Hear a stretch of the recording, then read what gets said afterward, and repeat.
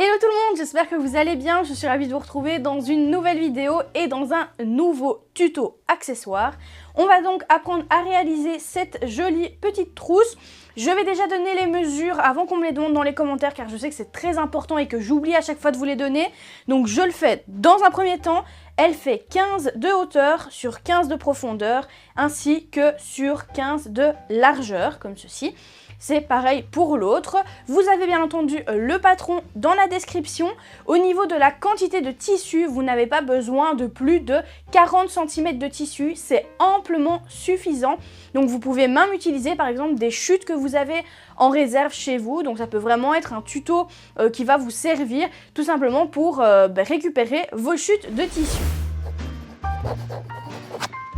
Au niveau du matériel, vous n'allez pas avoir besoin de grand chose. Il vous faudra donc le tissu, le patron, comme je vous l'ai dit, du thermocollant, donc du thermocollant H630. Maintenant, vous savez un petit peu si vous suivez mes tutos, c'est un que j'utilise assez souvent pour un effet un peu wattiné, je ne sais pas si ça se dit, mais également rigide, ainsi qu'un fermoir de 50 ou 52 cm. Ce que vous avez chez vous, 52, ce serait bien. Moi ici, j'ai un 50, ça a très bien fonctionné également.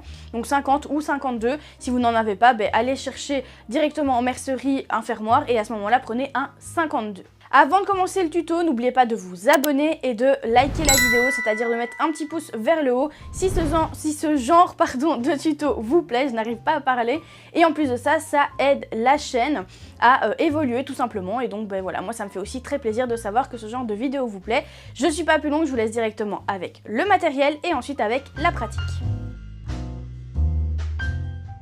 Coupez vos pièces grâce au patron que vous pouvez retrouver juste en dessous dans la description.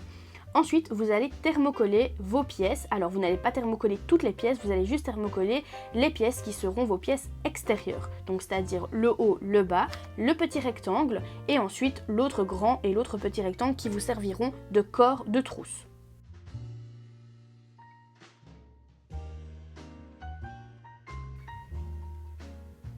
Placez sur l'envers de votre carré le tissu doublure. Donc c'est-à-dire que l'envers va se trouver sur tout simplement la partie wattinée. Enfin wattinée ça se dit pas mais vous avez compris.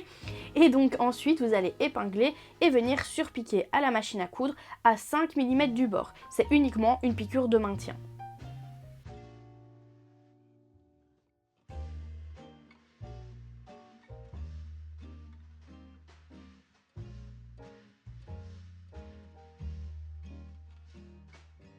Prenez les deux rectangles qui ont la même longueur, c'est ce qui va former le corps de la trousse.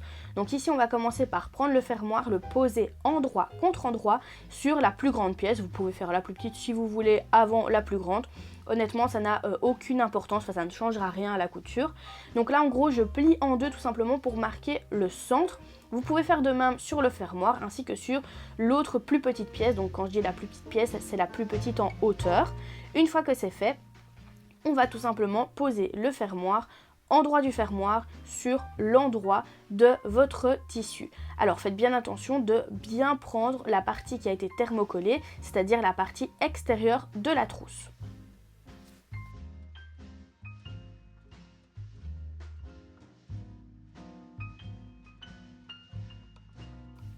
Une fois que vous avez épinglé donc sur le tissu extérieur, vous allez venir placer la doublure endroit de la doublure vers l'endroit du tissu extérieur de la trousse. Donc c'est-à-dire que l'endroit du tissu doublure va se retrouver sur l'envers du fermoir. Faites bien attention à ce que cela corresponde parfaitement. Une fois que c'est fait, on va bien entendu passer à la machine à coudre et on va pouvoir coudre cela grâce au pied qui est adapté au fermoir, qui s'appelle donc le pied presseur fermoir. C'est pas très compliqué. Moi ici sur ma machine industrielle c'est un pied différent du vôtre, mais voilà, n'hésitez pas à regarder dans votre manuel, normalement il est fourni d'office avec votre machine à coudre. Pour piquer c'est très simple, petit point d'arrêt au début, petit point d'arrêt à la fin et on se met bien on se met bien au bord des griffes du fermoir. N'hésitez pas à ouvrir et à fermer votre fermoir pour avoir plus de facilité pour ne pas passer sur le curseur.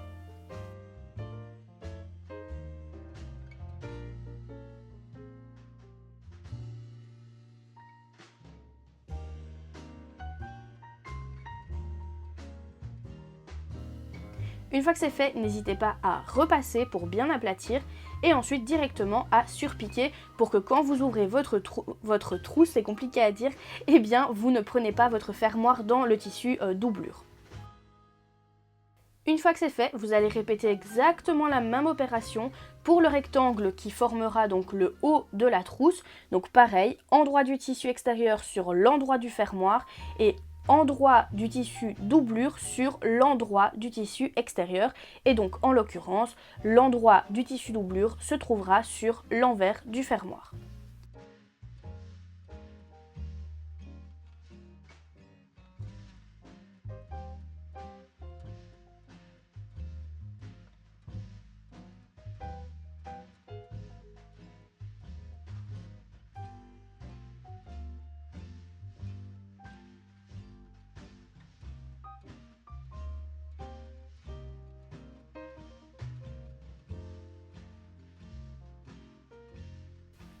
Une fois que c'est fait, prenez donc la petite partie arrière qui est donc le tissu extérieur et vous venez le placer endroit sur endroit. Donc endroit du tissu extérieur contre endroit du tissu extérieur bien entendu.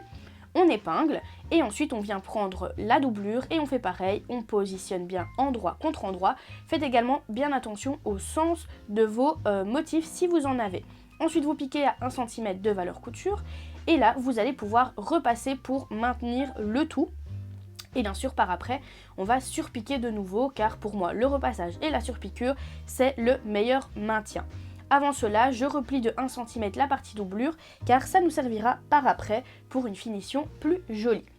Donc là comme vous pouvez le constater je surpique et ça va me permettre comme je vous l'ai dit de bien maintenir le tout en place.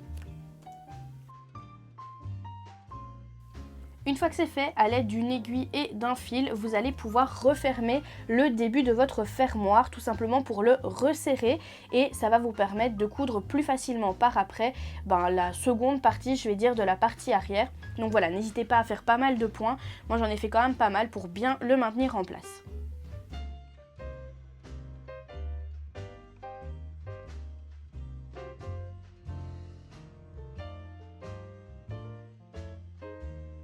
Une fois que c'est fait, vous allez donc plier la partie arrière endroit contre endroit sur la partie donc qui est tout simplement le corps de votre trousse et on va venir piquer à 1 cm de valeur couture. Faites bien attention de bien prendre donc toutes les épaisseurs ensemble.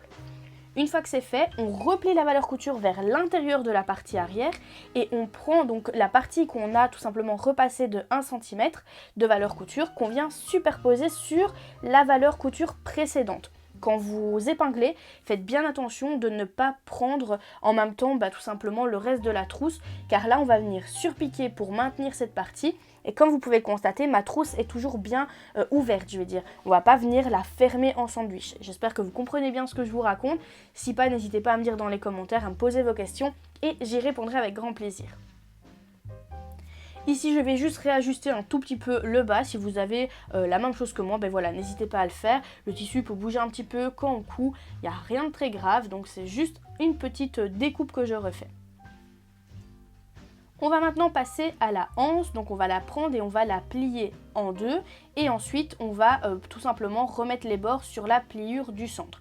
Donc en gros ce qu'on va faire c'est qu'on va former comme un billet. Donc pour ceux qui ont déjà réalisé des billets ça va être exactement pareil, voilà le rendu. Une fois que c'est fait, que c'est repassé, ça va être très simple à coudre. On va venir coudre tout simplement à 5 mm du bord à droite et à 5 mm du bord à gauche juste pour maintenir tout simplement cette partie fermée. Vous allez maintenant prendre vos carrés et vous allez les plier en deux pour marquer le milieu de chaque ligne. C'est très important que sur les 4 lignes que vous avez, il y ait bien le centre à chaque fois qui est marqué. Une fois que c'est fait, vous allez pouvoir prendre votre anse et venir la positionner sur un des carrés. Donc il y en a un qui va vous servir pour le bas de la trousse et un va vous servir pour le haut de la trousse. Celui qui va vous servir pour le haut de la trousse, eh bien il va falloir venir tout simplement positionner la anse dessus. Faites très attention de bien positionner la anse sur la partie extérieure de votre carré. C'est hyper important de ne pas vous tromper, sinon vous allez vous retrouver avec la anse à l'intérieur de votre trousse et là ça n'a aucun sens. Une fois qu'elle est positionnée, vous allez juste venir la maintenir à la machine à coudre avec une valeur de 5 mm ou valeur pied presseur.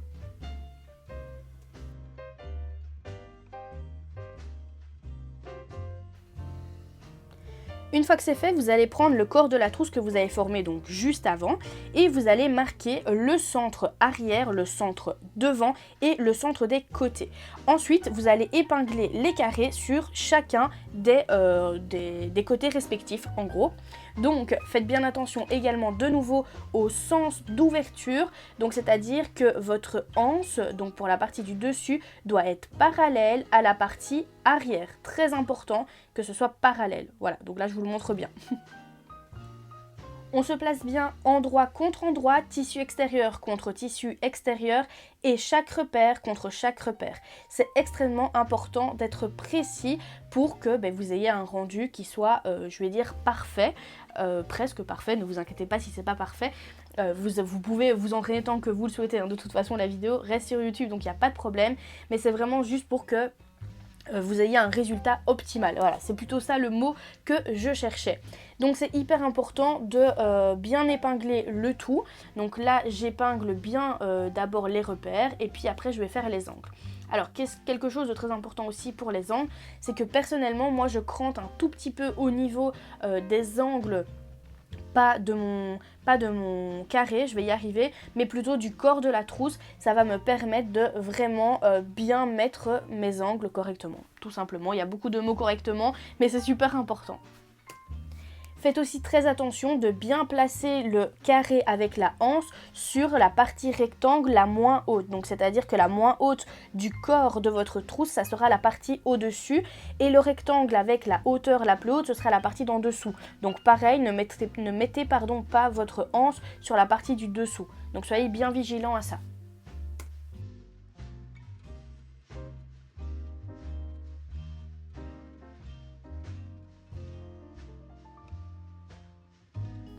Une fois que vous avez épinglé un côté, vous allez pouvoir passer à la machine à coudre et venir piquer à valeur pied presseur. Valeur pied presseur, c'est 7 mm, mais vous pouvez également piquer à 5 mm si vous êtes un peu plus à l'aise. Bien entendu, une fois que vous avez cousu un carré, vous faites la même chose pour le second carré. Donc là, on a cousu le dessus, vous faites la même chose du coup pour le bas de votre trousse.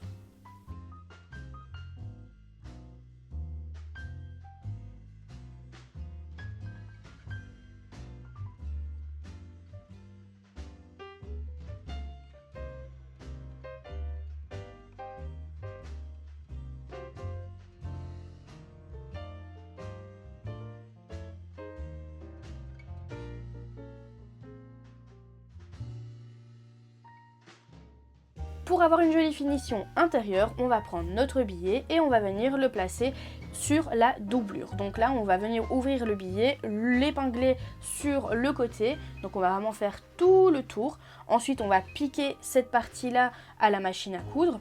Et ensuite, on va pouvoir le retourner en gros pour recouvrir tout simplement les valeurs couture. Et bien entendu, si vous faites ça sur un carré, vous faites ça également sur l'autre carré. C'est tout simplement une finition qui vous permettra que à l'intérieur ce soit joli et bien fini.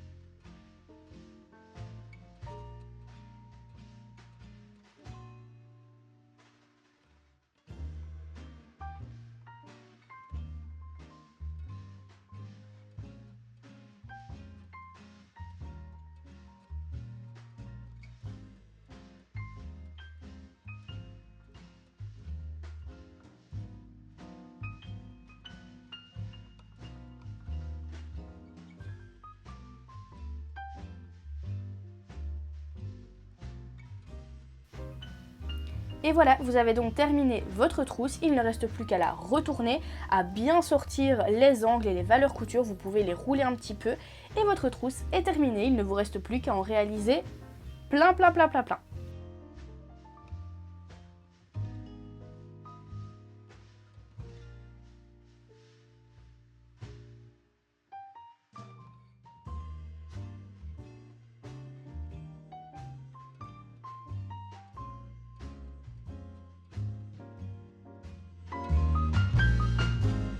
Nous voilà donc à la fin de cette vidéo, j'espère que ce petit tuto de trousse doublé en plus de ça vous a plu. J'ai hâte de voir les résultats, donc c'est-à-dire de voir vos créations tout simplement.